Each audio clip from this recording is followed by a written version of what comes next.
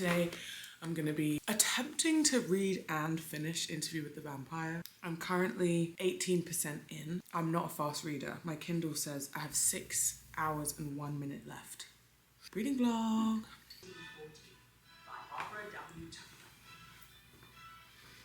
Would you like to come in and say hello? Hi. I like your kind of cropped style t-shirt. I'm trying to read this today. Trying to finish it today? Mm-hmm. Where are you in it? 19%. 19? Okay. 6 hours of reading over the course of the day, I think, is possible. I could do 2-hour sprints. What time is it right now? I've decided that I'm going to split this up into 3 2-hour sprints throughout the day. We're starting at 11:30, so I'm going to read until 1:30, then I'm going to take a break. Let's go.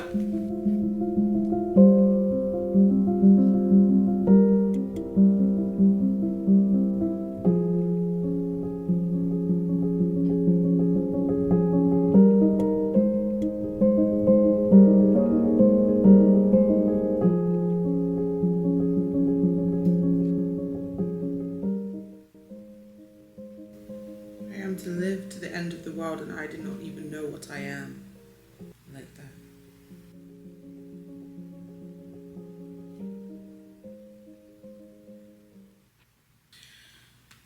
One thing about this book is, firstly, Anne Rice writes in such a poetic way that like every single line is just beautiful and so vivid and makes me feel like I'm watching a movie. Secondly, it's really long form because it's an interview. So it's basically all dialogue because it's essentially Louis recounting his experience, right? Because he's the vampire that's getting interviewed. So it will be like a whole entire page of just like dialogue, run along like stream of consciousness type of writing, which I really love. And it's making me feel a way that I haven't felt reading a book for a really long time, which is just like completely enthralled. Like I have not committed to reading an entire book in a day since I was like a kid. And I literally woke up this morning. I fell asleep reading it. And then I woke up this morning and I was like, I just want to read this book. So that is really refreshing. I haven't felt that for a really long time. I'm like so into this. I'm like giddy. I'm like, anyway, loving it. Time check. 5 hours and 44 minutes left. Okay, so we're actually going to the grocery store. It's 12:10. I'm 24% in. I have about 5.5 hours left. I'm reading a bit slower than it says. But anyway, going to the grocery store. Honestly gonna read in the car because I'm super into this. So.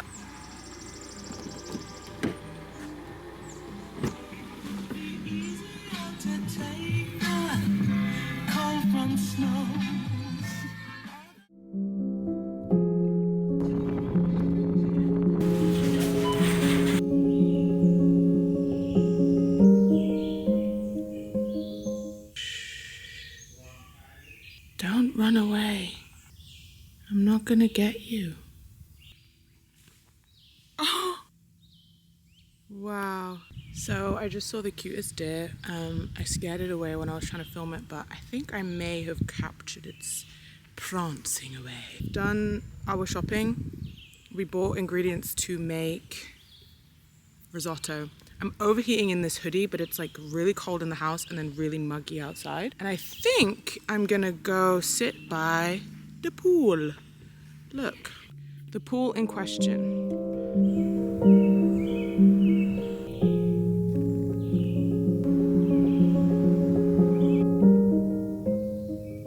It's really time to up the ante. I'm so behind. I'm still only 25% in. So I've got 5 hours and 25 minutes left of the book. I'm 25% in. I'm gonna keep going until I get to 4 hours left of the book. Nice.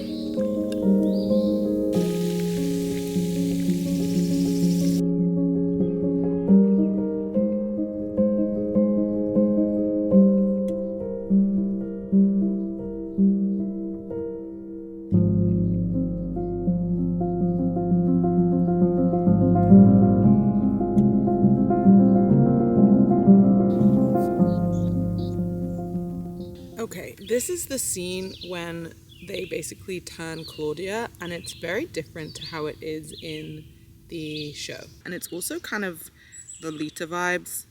It's definitely a little bit weird, like the language that they're using to talk about this little girl. It's like, take her, Louis, I know you want her. And I did. I drew close to the bed now and just watched her. Her chest barely moved with her breath, and one small hand was tangled in her long gold hair. I couldn't bear it, looking at her, wanting her not to die, and wanting her. And the more I looked at her, the more I could taste her skin, feel my arms sliding under her back and pulling her up to me, feel her soft neck. Soft, soft, that's what she was, so soft. I tried to tell myself it was best for her to die. What was to become of her? But those were lying thoughts. I wanted her, and so I took her in my arms and held her, her burning cheek on mine, her hair falling down over my wrists and brushing my eyelids, the sweet perfume of a child strong and pulsing in spite of sickness and death. All right, okay. Okay, so update. I've just gone to the end of the first section. I don't really get how the sections work. There's not really chapters. Essentially, they've just turned Claudia. I say they, Lestat just turned Claudia. It's basically Lestat turned Claudia in front of Louis without Louis even really knowing what was going on until it was too late, and essentially did it to trap him because Louis was saying that he wanted to leave. So it's just basically Lestat being an abuser. Newsflash, Lestat is an abuser. It's kind of crazy, they really, really changed that. And that's such a character defining moment for Louis and Lestat when the dynamic kind of shifts in the show, because Lestat essentially bends to Louis' will because Louis is begging. He's on his knees literally begging, saying this will be our daughter, but it's completely the other way around in the book. That is probably the first major difference. Okay, actually wait, the main major difference, which was before I actually started this vlog, is that Louis is a white man who was actually a plantation owner, and Lestat essentially wants to buy his plantation from him, and that's the beginning dynamic of their relationship, rather than Louis being a black man who's a brothel owner. And also this is based not in the early 20th century but in the late 18th century, I believe. Lots of changes, but the overall tone of the novel is the same, the sentiment is the same, but the dynamic between Louis and Lestat is vastly different. Oh, actually, time check. I am 28% in with 5 hours and 11 minutes left. This book is very sick and twisted. I think I need to jump in the pool just to kind of cleanse my spirit.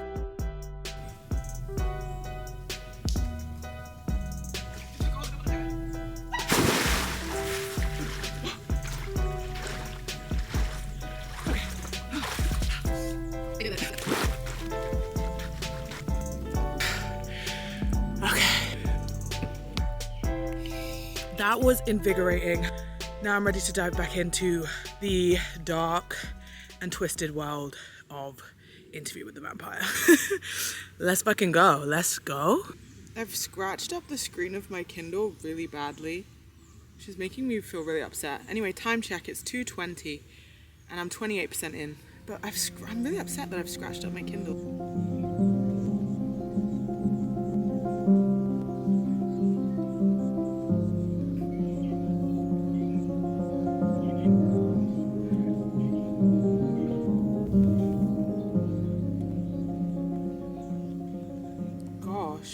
Mute and beautiful, she played with dolls, dressing and undressing them by the hour. Mute and beautiful, she killed. Damn. This book is kind of intense.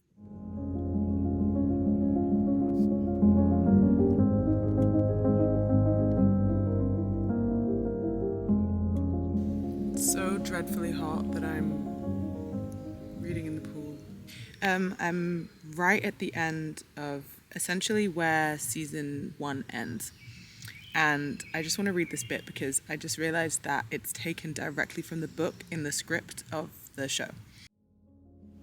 But his eyes, they remained the same, staring wildly at the ceiling, the irises dancing from side to side, even as the flesh cleaved to the bones, became nothing but a parchment wrapping for the bones, the clothes hollow and limp over the skeleton that remained. Finally, the irises rolled to the top of his head, and the whites of his eyes went dim. The thing lay still, a great mass of wavy blonde hair, a coat, a pair of gleaming boots, and this horror that had been Lestat, an eye staring helplessly at it. I really like that they've used dialogue directly from the book at such a pivotal moment. Like I remember that scene, and I remember Louis saying it, and I remember Jacob Anderson saying that in his dulcet New Orleans drawl, and it's so effective, and it makes so much sense that it's so effective because it's Anne Rice. She writes in this such an evocative way, so decoratively, and in many ways it's over the top, but it's just like so effective at painting such a luscious Gothic picture. I'm really quite obsessed with it. It's like she's definitely someone that loves words, and I feel the same way. It's like what I love about reading and writing is just like bending words to your will, really stretching the English language to paint such a vivid picture, and I just like love that about Anne Rice. I'm 40% in. I have 4 hours and 13 minutes left of the book, and it is 3:20. I'm going to read for 13 more minutes, and I'll check in when I have 4 hours left of the book. Oh my God. I am getting tired. I have 4 hours left of the book, 44% in. I've made it to my first checkpoint. I feel drained of all life in typical Anne Rice fashion. No, but seriously, this is really fucking intense. I'm really enjoying it, but I need to take a break. I'm going to make a risotto. I think I might listen to the audiobook while I make the risotto, but my eyes need a break. 2 things I've noticed. The passage of time is really interesting in this. I was wondering how they were going to show like such a sprawling timeline. The way that she does it is literally in the blink of an eye. So we are sort of introduced to Claudia as a child, and then over time she starts to develop this like woman-like wisdom and maturity that is kind of weirdly sexualized. But then we find out that like 65 years has passed, which is really interesting, and that literally just happens over the course of a couple of pages. That's probably why I feel really drained, because I've literally just gone through like so much. Like 70 years have passed, and like people have lived and turned and died and been murdered and been assaulted, and it's like a lot going on. We're basically at the point where season 1 ends. Yeah, it's approximately half and half, about 45-65 first season, second season. It's all about to kick off now when Claudia and Louis go to Paris. And there was another thing that I was going to say. I can't remember it because my brain is absolutely fried. I'm going to go and make some risotto and just think, reflect on mortality and morality. I've just had a shower, washed my hair because it was full of chlorine, wearing my creepy t-shirt, which feels on brand. I've just found my place on the audiobook. I'm gonna put my AirPods in and I'm gonna make this risotto. It's 4 p.m. and I'm 44% in.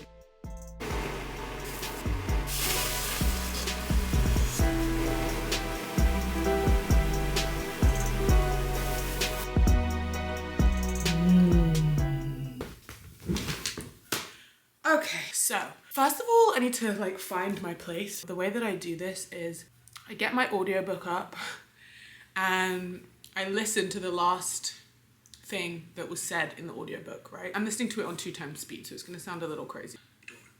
The moon fell now on his bowed head. The moon fell now on his bowed head. Go onto my Kindle, search function. You can see there examples of me having done it before. I'm gonna type in on his bowed head. The moon fell now on his bowed head, page 199. And so that's how I find where I am. So, update. Since making my risotto and listening to the audiobook, I have listened to 11% more. I'm on 55%. And I have 3 hours and 14 minutes left of the book. I'm actually gonna finish it today, I believe. We're locking back in.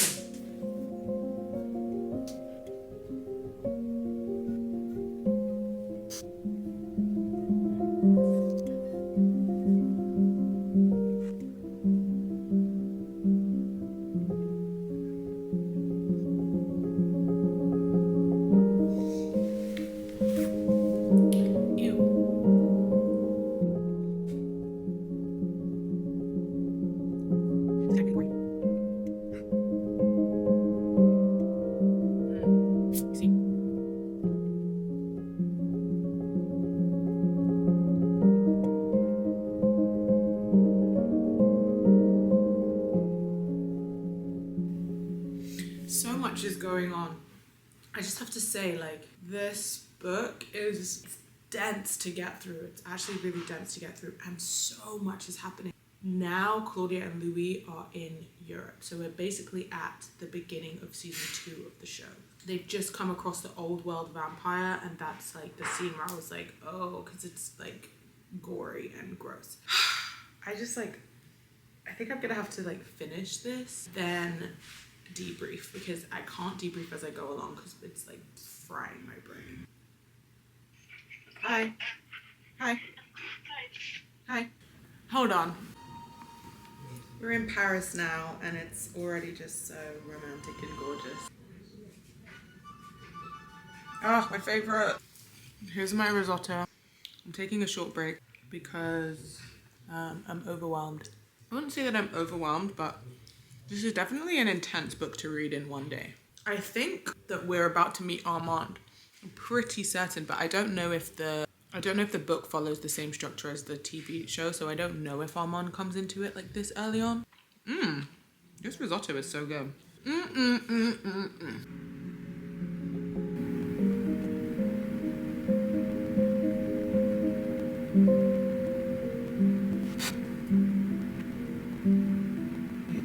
So it's 9:37. I'm 80% into the book.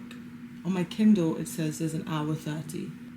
There's 2 hours and 42 minutes left. Well, actually, yeah, that's about right. So I'm gonna try and listen to it and / read it tonight.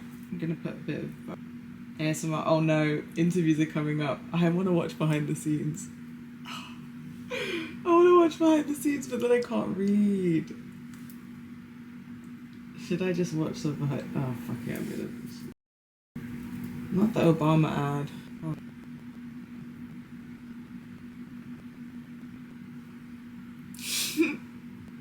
Hyperfixation down. This show is just so fucking like, this show is good as fuck. I'm watching this behind the scenes. They just had this shot of like the 3 of them walking. The love triangle vibes, except one of them isn't actually there, and they're all vampires, and they're all gay, and they're all kind of verse. Interesting dynamic. It's pretty hot to me. Yeah, Louis looks so good. I'm like, run it back. This is the 3rd time I've gone back. Shit, he's fitted up. He's got a little necktie on and like a low. I'll find a picture of it. He looks good. I should screenshot that.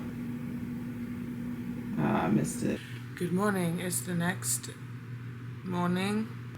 The number 1 thing on my list right now is finish this damn book. I had to tap out last night. I lay in my bed, flat on my back, to listen to the audiobook. Then I fell asleep. I woke up. I didn't even know where I was. I didn't even know where I was. I didn't know what century I was in. So I was like, I need to tap out. I spent the evening watching loads of random things. I started His Dark Materials for some reason. I was watching Smiling Friends. I was watching a bunch of YouTube videos. I just wasn't being serious. The good news is I don't have that much left. I have got 1 hour and 28 minutes left, and I'm 80% into the book, so I'm gonna try and finish this now.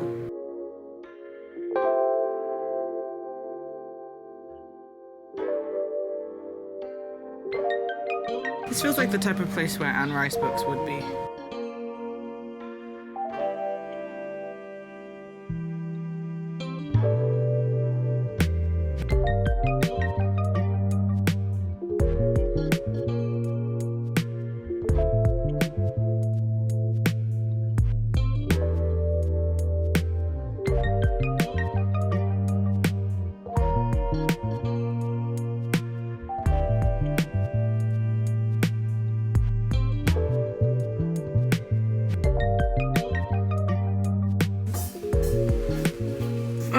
Okay, so I'm sitting in the car.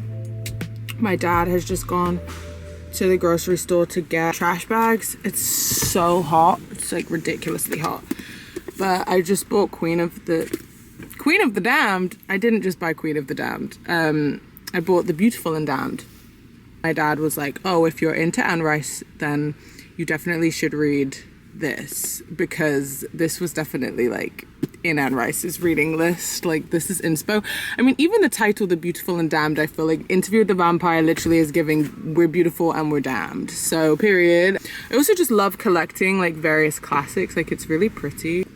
It was only $4. I also just called this library bookstore to see if they had the Vampire Chronicles, and they do, and they have Interview with the Vampire Lestat, and Queen of the Damned, but they have it at the branch that is closed today. So I sent them an email from my work email to make it seem legit, being like, hey, I have heard through the grapevine that you have these books that I want. Can you please put them on hold for me and also tell me what editions they are, and I'll come and swing by and get them tomorrow. And I also asked the owner of the local bookstore to put a feeler out for like first editions, collector's editions of the Vampire Chronicles, because I just really want the collector's editions of it, and I want to get them secondhand. I don't want to buy them new. So I've just basically been doing the fucking most. I'm sweating. It's like not cute at all. I also like wore this t-shirt yesterday, slept in this t-shirt. I'm wearing this t-shirt now, have not showered. Like I'm really a stinky boy. I've got pastries in the bag. I think I'm gonna open one now. Really delicious. I have 1 hour left of this book and then I'm done. Cheers to finally finishing Interview with the Vampire. I say finally, it's taken me a day and a half, which is like really fast for me.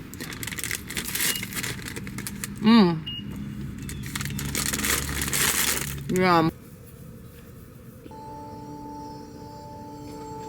San Fraico.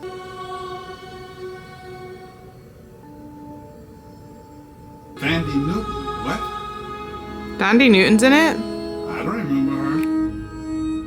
But I'm sure when I see it, I will. Why these people have this movie? I don't remember any. Okay, so we are almost halfway through the movie. We took a break to go and put our pizza in the oven. Thoughts? This is pretty close to the book. It pretty much feels like scene for scene from the book. And I mean, Anne Rice did write the screenplay and it definitely feels like she did. If I had to sort of say it bluntly, I would say this feels a little bit like an unimaginative adaptation. It feels very true to the books, but like, I don't know. It's just like basically scene for scene the same. I'm not enjoying it, but it's also like not changing my life. And that's just my tea.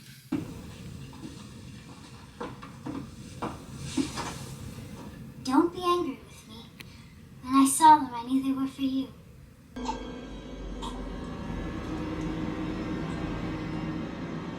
Billy, lift me up.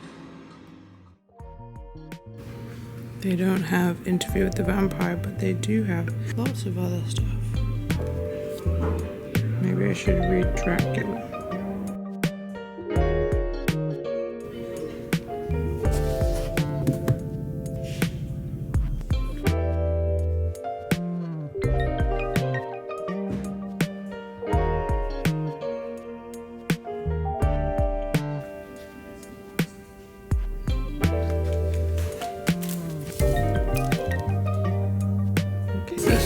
Excellent, excellent, excellent. Coming up.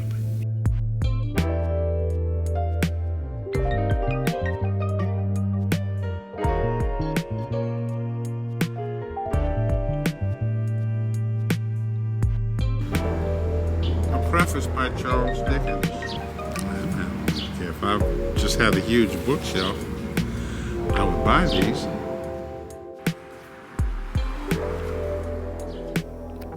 Okay, y'all, the time has come to actually debrief about this book. What had happened was I had that intense weekend of being like, I'm obsessed with Interview with the Vampire. I'm going to read the books. I'm going to watch the film. I'm going to rewatch the show. And I kind of like got carried away, got really hyperfixated, didn't give myself a second to breathe. So even though I was filming a reading vlog, I read the book, and then immediately after I read the book, I was like to my dad, I want to watch the film. And then immediately after watching the film, I was like, fuck, I need to rewatch season 1, and I need to also read the next book, which is The Vampire Lestat. So fast forward 2 to 3 weeks, which is presently where we are in the space-time continuum. I have now read the second book, The Vampire Lestat. And so this isn't going to be my deep dive, but let's just kind of like, let's wrap it up, because I realized I like didn't even speak about the book because I was just losing my mind on various other internet websites. I'm also this close to writing a ROCKSTAR LESTAT fanfiction, because yesterday, as I was getting it out of my system, finally filmed my book talk Interview with the Vampire review, As I was editing it, AMC Immortal Universe released the teaser for season 3, ROCKSTAR LESTAT, which is based on the whole book that I literally finished yesterday. It feels as though this show has like got me by the neck in a insane chokehold. And it's like, we're not letting you go, bitch. You think you have a life to live? No. Interview with the vampire. Gay vampires.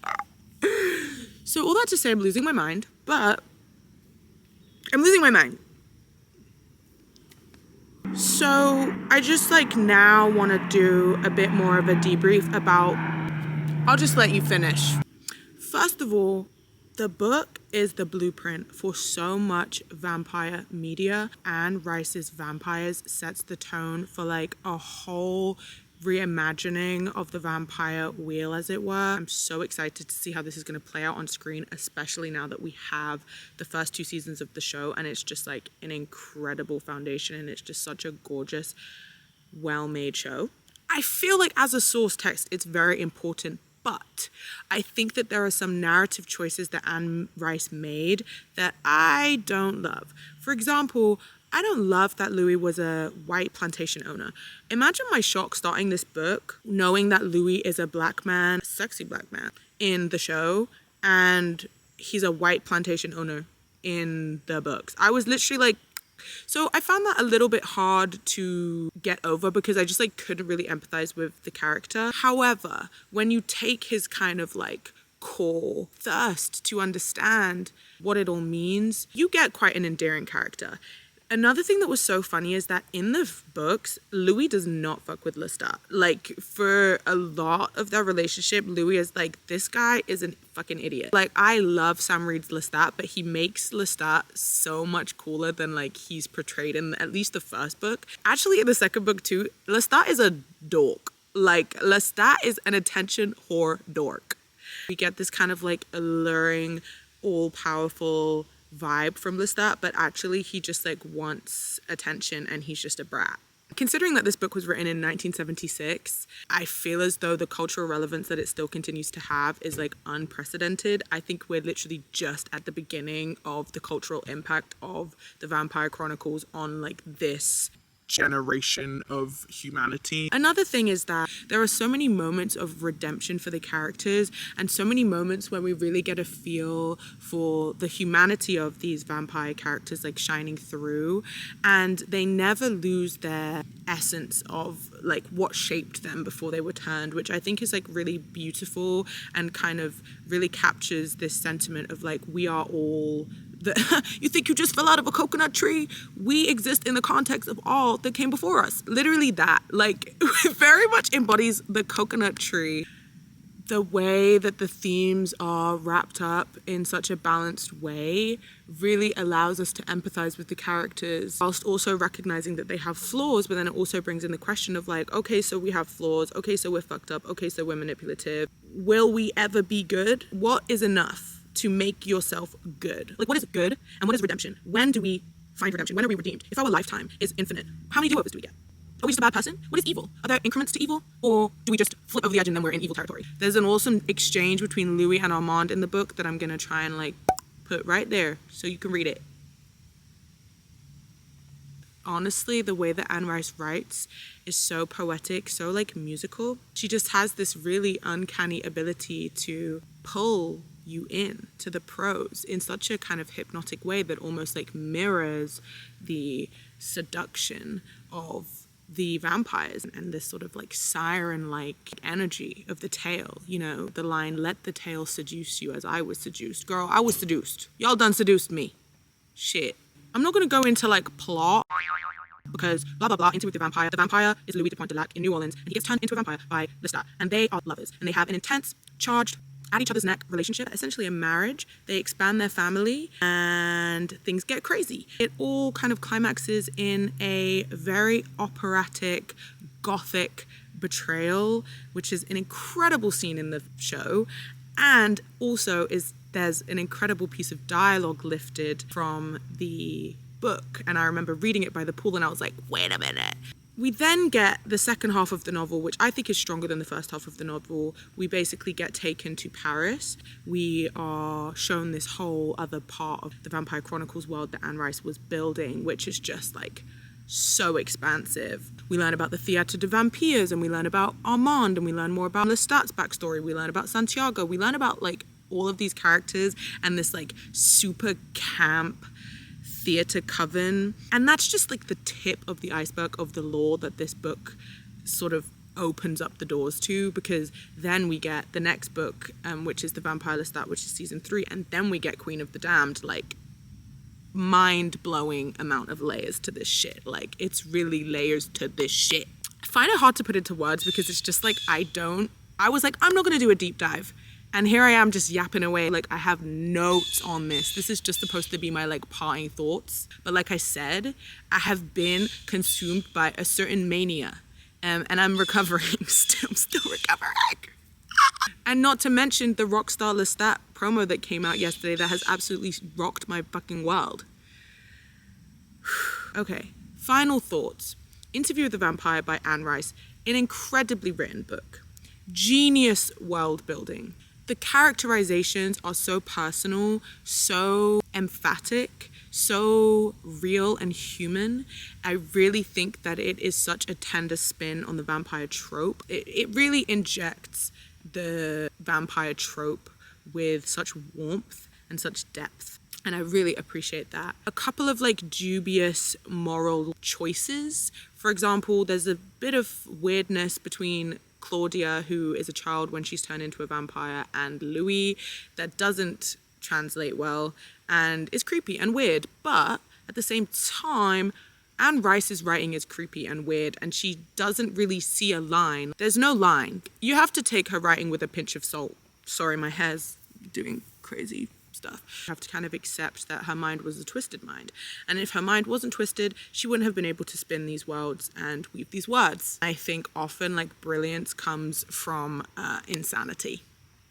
It's giving insanity, truly, but we are so thankful. She definitely has like a penchant for the peculiar and the perverse. Ooh, a penchant for the peculiar and the perverse. And she really sinks her teeth into it. If you pardon the pun, she really sinks her teeth into the sort of perversion of it all. And I respect it. I actually do really respect it. And there are narrative choices that I think are changed and adapted beautifully in the TV show. I truly think that the TV show is the perfect companion for reading the book. I don't think that you even need to read the book to get into the TV show. If anything, it just enriches the world because there's so much lore and there's so many layers, and it gives you so much context as to like why the characters act the way that they do. I don't think the Interview with the Vampire is her best work. I think that The Vampire Lestat was honestly better. It's more personable. She's had 8 years to sort of sink into the themes, to kind of accept that she wrote a gay ass book and like let it be gay. For what it is an incredible piece of media, but it's not the best book I've ever written. I mean, it's not the best book I've ever read, but it might be one of the best worlds that I have been lost in, and I'll give it that. I mean, I could go on and on and on. I was truly like infatuated by this book. I was taken by this world. I love the TV show. I love everything about this universe. I'm so deep in it. This is not even the half of it. I hope I can calm down. This book is like peak gothic horror romance. It's everything that vampire fiction should be. Reading that book over the course of just only like 1.5 days was a little bit much. I could probably have not done all that and still come away with like the same takeaways. It gave me a headache, and we were skipping through so much time. There was just like absolutely so much going on. And I read The Vampire Lestat much more slowly, and I feel a lot more mentally well because of it. I probably didn't need to binge it. Probably that was a little bit insane of me. I did what I did, and here I am. I've come out the other side alive, but unwell. Stay tuned, please subscribe to my channel. I'm not only going to be posting Interview with the Vampire stuff. Haven't even done an introduction video. I'll introduce myself, but like there's more important things at stake at gay vampires. So I just kind of like had to cut straight to the chase, but I'll do an introduction video. I'll do a deep dive of an Interview with the Vampire, and yeah, there's a lot more where this came from.